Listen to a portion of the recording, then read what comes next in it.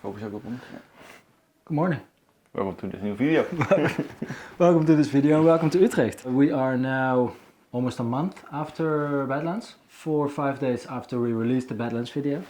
And we got so many questions, which is I think understandable, that we wanted to film a little Q&A. I asked you guys yesterday to send in some questions. Got loads of them. There was questions about the race, questions about how Mike filmed the race. And we're just going to go ahead and answer all of them right away. Yeah? First of all, before we start answering all these questions, a lot of our questions were about the bike setup, and we actually filmed a video before we started Badlands about the bike setup in which we answer all of the questions that I'm going to skip right now. So if you want to see that, you can go up to that link in that corner and check it out. All the other questions we will answer today. All right, first question. How big was the film crew? Was alone. No. One person. Yeah, and the riders, they filmed themselves, of course. Yeah. But the rest I was alone. For pictures, filming, drone footage, it was just Mike. And Jasmijn and my mother. Like they, I was calling. It was not planned, but I was riding so many kilometers that I called them almost the whole day and just, oh, where's Martijn? Where? They Dutch watching everything, and they saw where everybody was, and then I can make a plan very quickly. Without them. Was difficult. So 3-man camera team. Two at home. Two behind the computer, one behind the camera. Nikki150, Mike, why did you film and not race? We did it last year already. It was a very cool experience. And last year we saw so much beautiful stuff, and we explained it a lot, but we talked about it, and we love to show it also more the environment than only our faces that we are suffering. So then we came up with this plan.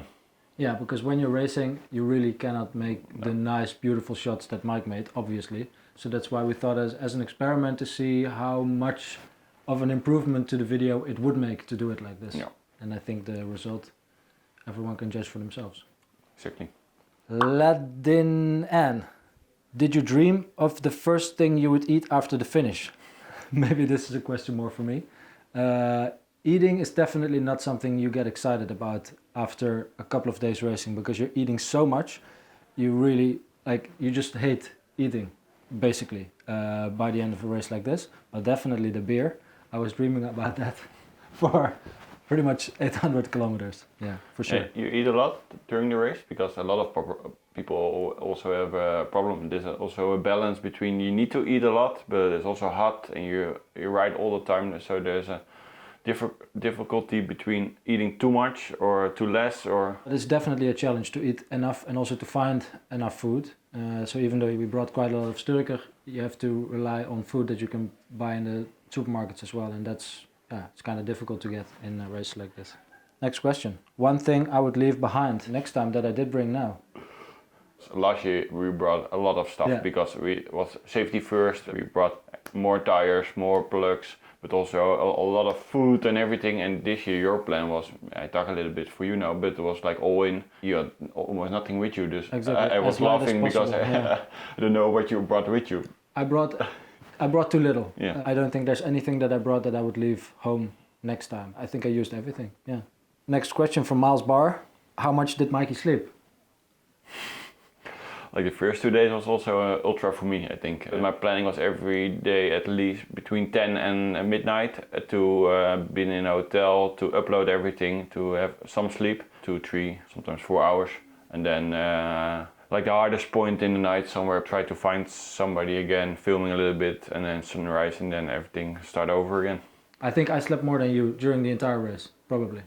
I think total. So, yeah. Question from Jorn Joha. A low-tech, low-expense tip to film yourself on a bike. I think I have a good one. Yeah. Get a friend. Because filming yourself on a bike, I think you have this perspective, this angle, this angle, this angle, and that's it. I think all of the shots that we really like, other than, you know, on the bike, in the moment, filming yourself when you're struggling, like that's okay to film yourself. But all the shots that are really nice of a person on the bike is if you can film someone else riding. So get a friend, give your camera to that person, or get friends that also look good on camera, and then you can just film them.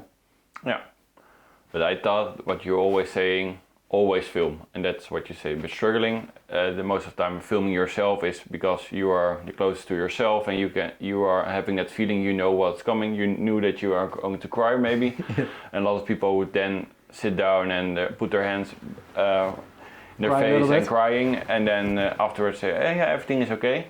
And you put the camera up and you're recording it. So for storying wise, if you want to tell a story about your experience or something, if there's something happening, turn the camera on. Exactly. Try to capture the highs and the lows, and not only the moments in between when nothing is really happening. If somebody breaks his leg, start filming instead of... That's what I say. If I break my leg, if I crash, first thing you do, grab the camera. Exactly. Alright, another question from Felipe Aparicio. Were the error bars worth it? 100%. I spent probably half my time lying in the error bars just because it's easier to relax your body, like your back and your arms, your shoulders. I miss them also on the motorbike. Like, all day exactly the same position. It's terrible. I cannot imagine do this on a mountain bike, because then you're always on the same. So the aero bars is just not for more to be aero, but more comfort. More for comfort. This is a crazy question from Sindre Sagbakken. Sounds Scandinavian. Maybe they don't have any mountains in Scandinavia. Because he asks for the ideal single speed gearing for a race like this. I think my answer is no. No, of course. Just don't do it. I talked with Vinny a little bit about this question yesterday, and we had maybe a direction of an answer. Like, if you're going to go single speed, probably you're going to be walking most of the climbs. So if you accept that you're going to be walking most of the climbs, maybe you only need a gearing for the flats, because then at least you can ride the flats properly, walk all the uphills, coast all the downhills, but man, it's going to take a long time. Yeah. You're not going to be happy. Just take a bike with gears. Question from Vast Overland. Will you ride the next Ultra with different tires? Alright, I'm going to answer all the questions about tires in one go. I think the tires were fine. I rode 50mm tires, they were nice and chunky. I had mountain bike inserts, they were tubeless. The only problem that I had, and which is completely my own fault, is that 2 days before we started the race, on the ride that we did for the bike check, I punctured pretty badly, like it was a big hole. I plugged it, and then I thought, okay, this is a good tire to start the race on. And the only punctures that I had were from that puncture opening up again all the time. I patched it from the inside with like an inner tube patch, didn't work. I put a whole lot of plugs in it, didn't work. Put an inner tube in it, didn't have the right valve extenders for the inner tube. But basically, the problem wasn't the tires. The problem was my choice to continue riding them even though they were already flat before the race. So, tires were okay. I will maybe ride with them again, but with new ones. A question from Stuart Clouth and a lot of others. What riding prep for something like this? None of us trained for this, but we do ride our bikes a lot. I think Jelmo, Finley and I all ride our bikes between 10 and 15,000 kilometers a year.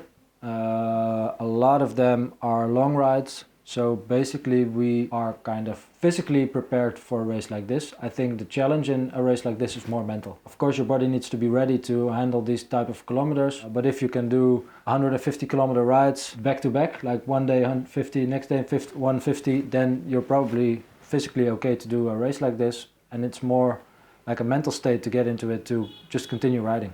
Yeah. You need to have your base, and you need to learn your body that you know what you are doing, and then that's it. Then a question that is a little bit similar is if we did any heat adaptation, and that is definitely something that I would recommend, because going from the Netherlands where it's 20 degrees to the south of Spain where it's 40 degrees, it definitely takes your body like 5, 6, 7 days to adjust to that, or your heart rate is going to be crazy high even if you're not climbing. So we were there, I think maybe 8 days before the start of the race. If you have the time to do that, take some time to explore the course, do a little bit of climbing, let your body get used to it, because that will, I think, help you rather than completely blowing up on the first day because your body doesn't know how to deal with these temperatures. Yeah.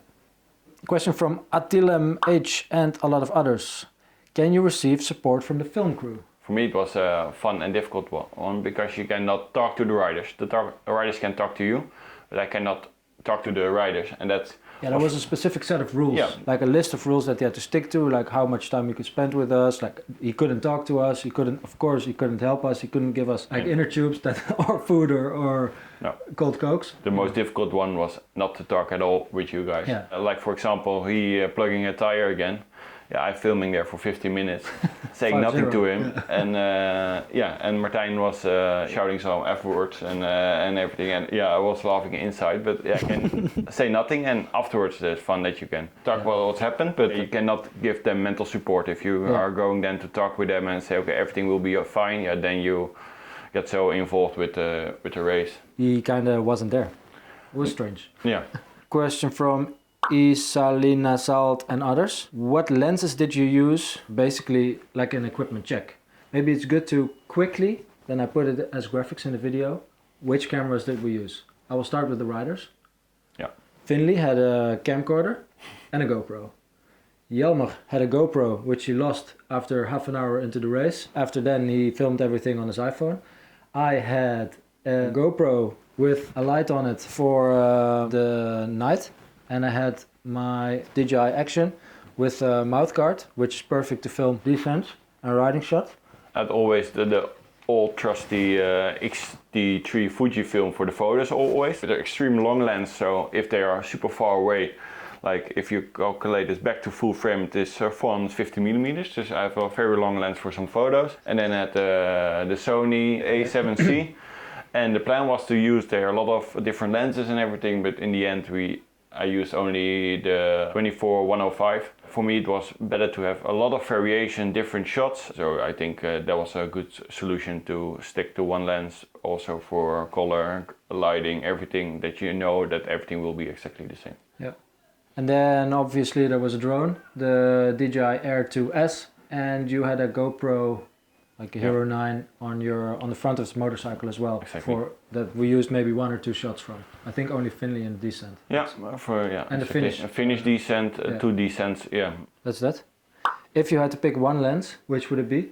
Basically you used only one lens per camera. Yeah, here on the for the camera I also use wide lenses for some photos, but if you do it by yourself then go for a zoom lens of very long lens for filming and a wide lens for photos, or the other way around, what I just did. You cannot say right a little bit back and I make photos again. You only have one moment and you need to do 2 things, photos and video.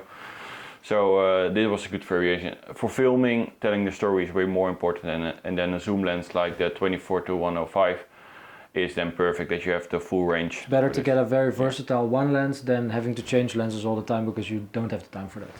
Actually, if you want the most beautiful shots, and you have the time for that, and you are alone or doing a shoot, then take the beautiful primes. But for this, if you are in the middle of the night alone on a motorcycle in the desert, then maybe it's just staying on the motorcycle already tough enough. Yeah, exactly. No Man's Land 974 asks, how did Mike know where we were and how did he coordinate when to be where?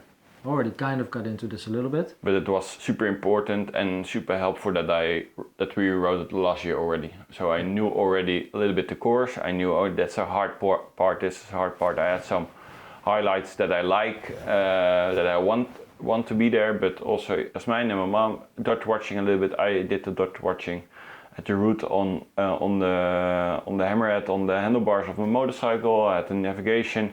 And then every time I thought, okay, they will be climbing another hour for this. Okay, then I need to come up to the top from the other side. Is an hour. Okay, perfect. Let's go for it. And then planning is very difficult because they are adjusting all the time. I need to adjust to them all the time. And that's also the most fun, I think, that you're adjusting what's happening. And maybe good for people that didn't do these type of races before is to know that when Mike says dot watching, there is a live tracker for each and every person in the race. So that's why Mike and Jasmijn and Mike's mother all knew exactly where Jelmer, Finley and I were in the race, because these trackers are sending your GPS location every, 5 seconds. David Sluiter asks, how long did it take to recover physically and mentally? I remember from last year that it took me a month or more to want to ride my bike again. This year was a little bit different. I think I spent a week off the bike and then I was really excited to get back on it. Yeah, I raced in the past, and when I was back, it felt like a real good base camp, training camp, what you did when I was younger in the winter. Like, you do so much endurance riding all the time, so you need a couple of days, but it's not super intense work. Yeah, you lost your sprinting abilities. Yeah, definitely. But you can go for hours. That's. Yeah. Julian Scheller is curious to know how you kept your camera gear safe. And that's a thing that we never really do. I brought a spare body with me in one of the cases on the motorcycle for if something is happening. The rest, I put the cameras on my body, just riding. They are all water and dust proof. Now, water was not a problem there, but dust proof is good to know. Cleaning a little bit the lenses every day, but yeah. It will survive, I think. On the bike, what we normally do is way heavier for the cameras than this. Maybe next one from Oliver, you can read it, because I need an accessory for it. Oh, will MAAP sell Martijn's new glasses? Yeah, you're not explaining that in the video, and out of the nothing you are having these beautiful ones. I think I only explained it on Instagram, that my MAAP glasses, they were on my helmet, on the Quoc helmet, and then in one of the climbs, after the climb, I noticed that I didn't have them anymore, so I went to the first gas station, bought these babies for €4.95. And I've been riding with them since.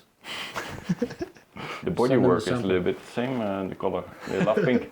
Yeah, maybe better lenses would be nice. Yeah, I think so. For me, how much, and also for you, because you saw all the footage afterwards, how many gigs of content do we had?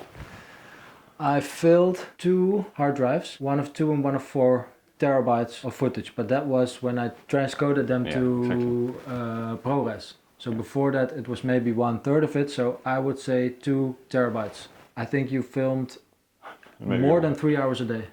Yeah, maybe.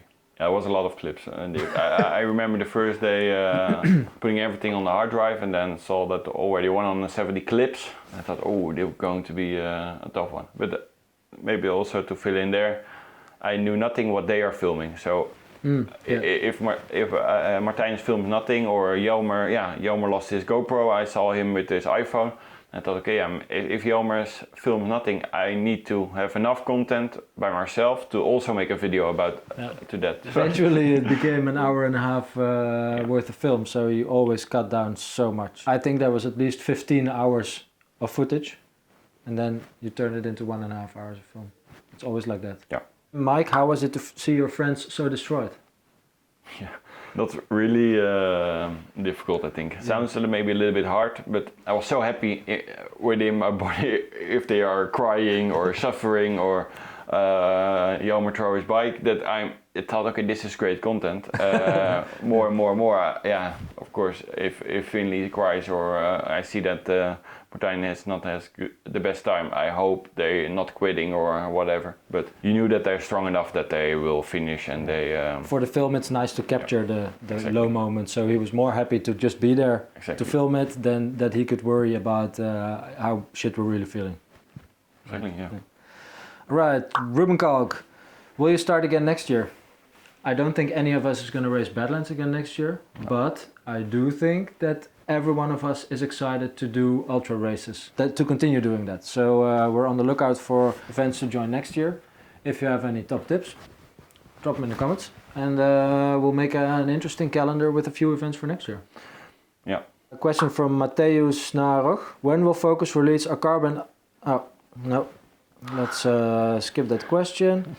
Will we make a video this way again with someone who isn't riding? I think for sure. I'm inspired to be Mike sometime, when he's racing maybe, or when other people are racing. I think it gives a whole nother perspective and brings the videos definitely to another level. So I think it's definitely worth doing it like this again.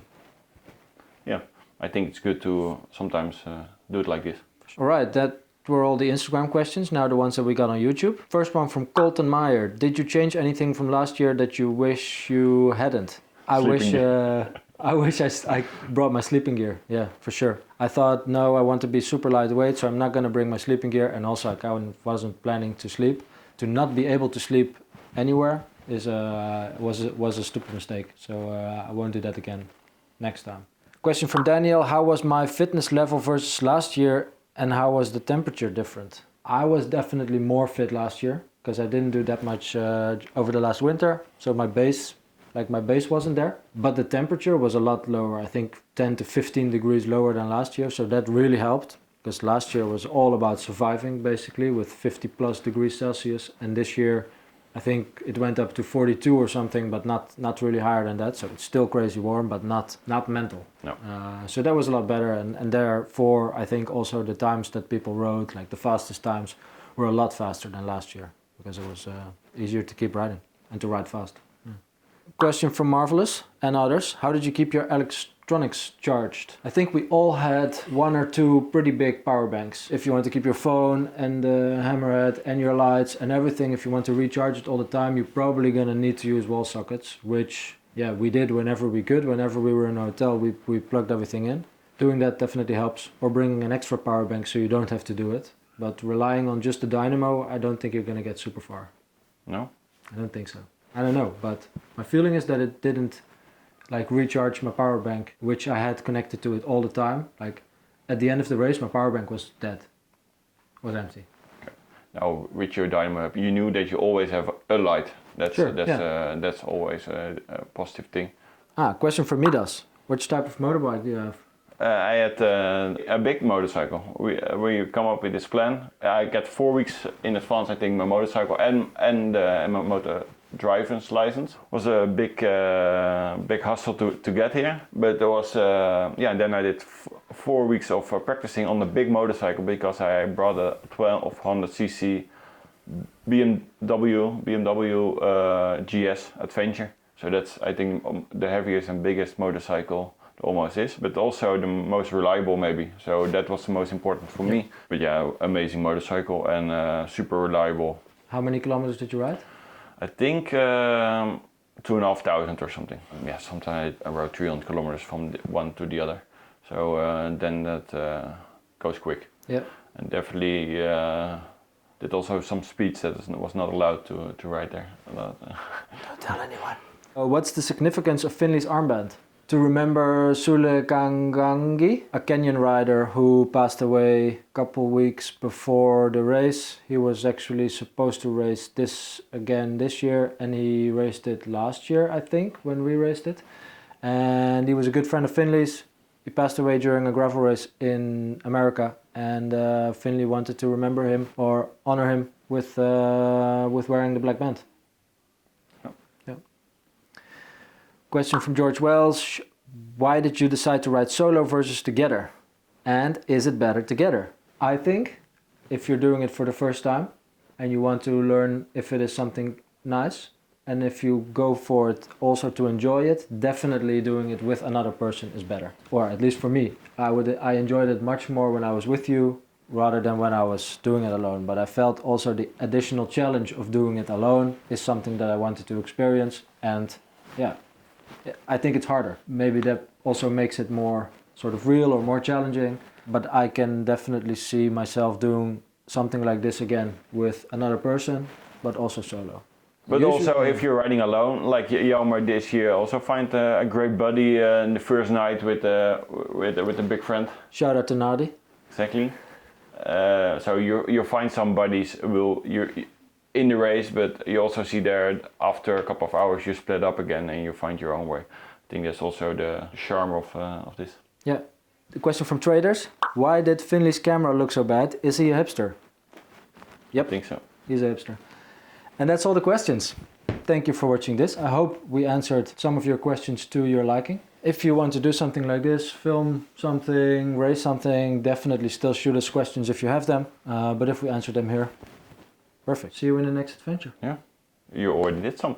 So I think I already filmed a couple, so they're coming up. But next real adventure with all of us is going to be in Belgium. Way more cold than this one.